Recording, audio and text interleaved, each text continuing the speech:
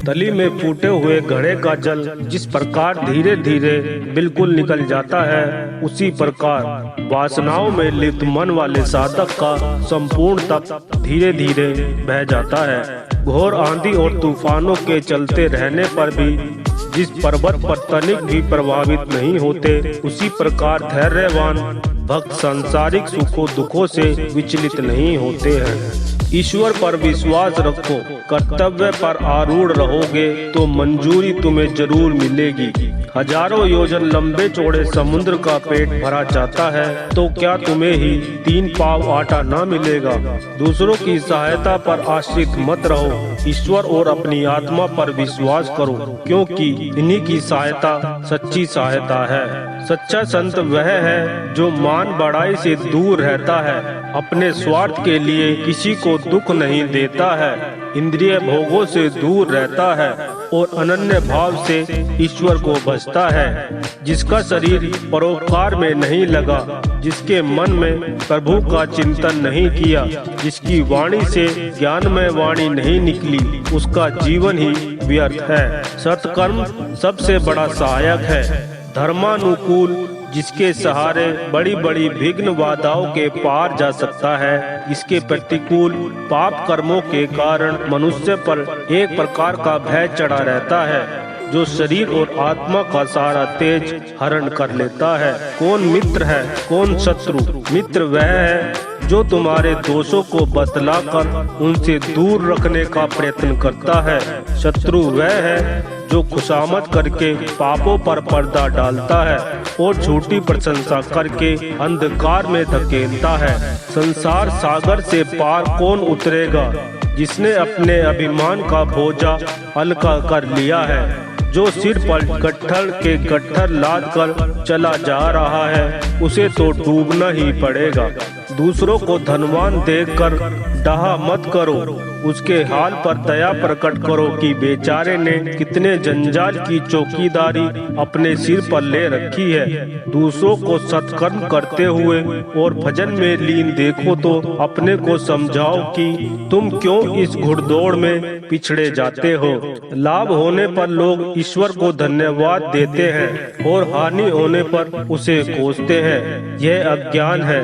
सच्चा भक्त हर कार्य में प्रभु के हित की दृष्टि देखता है।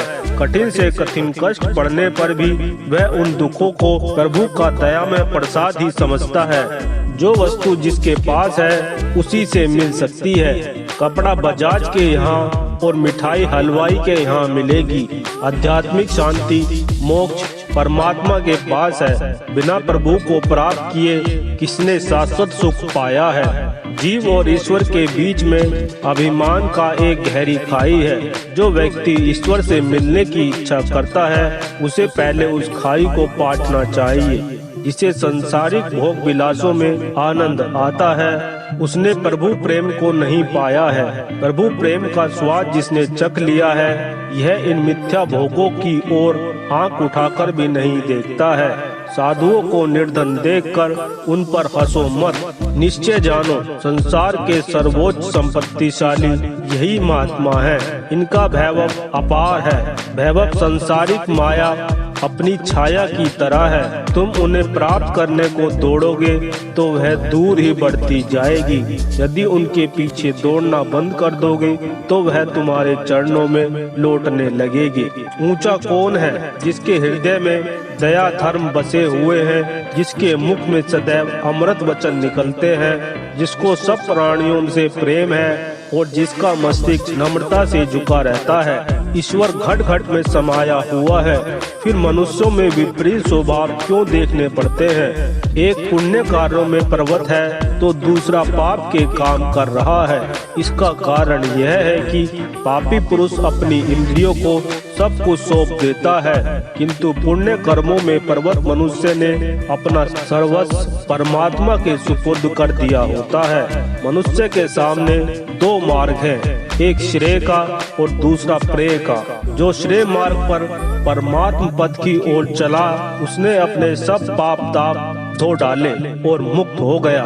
किंतु जिसने प्रेम मार्ग दुनियादारी को अपनाया वह उसी में उलझ गया और दुख से छटपटाने लगा। लोग भक्ति की अपेक्षा ज्ञान को अधिक महत्व देते हैं। वे समझते हैं कि बिना ज्ञान के भक्ति न कर सकेंगे। यह भ्रम है। दुनिया में लोग जिन चीजों से प्रेम करते हैं, क्या पहले उनका पूरा ज्ञान प्राप्त कर लेते हैं? भक्ति का ऊंचा दर्जा है। जो अनन्य भाव से भगवान की भक्ति करता है, उसके लिए कुछ भी दुर्लभ नहीं है। ईश्वर का भक्त अज्ञानी नहीं रह सकता। ज्ञानी और अज्ञानी के साधारण कार्यों में बहुत अधिक अंतर नहीं होता।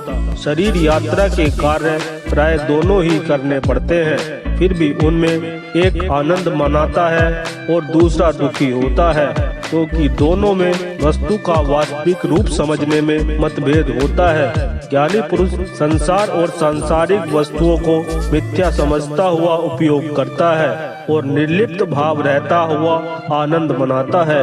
इसके विपरीत अज्ञानी पुरुष संसार को सत्य मानता है और उसका भोग्य वस्तुओं में लिप्त होकर दुख उठाता है।